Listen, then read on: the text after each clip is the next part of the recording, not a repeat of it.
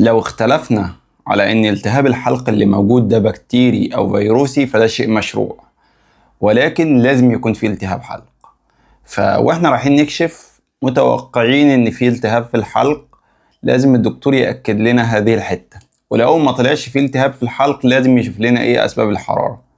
اما موضوع بكتيري وفيروسي ده موضوع فيه كلام كتير، يعني ممكن ما يكونش بكتيري ولا فيروسي.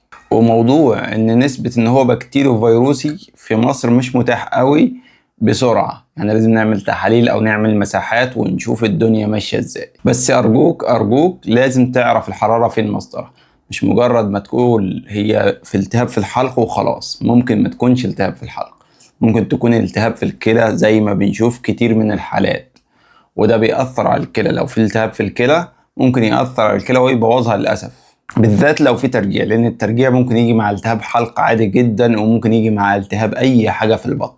فحاول تعرف سبب الحرارة وما تركزش قوي في موضوع التهاب بكتيري ولا فيروسي إلا لو الدكتور قالك. وعلشان خاطر برضه أضيف لك معلومة، بعض الالتهاب البكتيري ممكن ما يحتاجش مضاد حيوي، يعني مش كل الالتهاب البكتيري يحتاج مضاد حيوي عشان يتعالج، ممكن يتعالج لوحده بدون مضاد حيوي.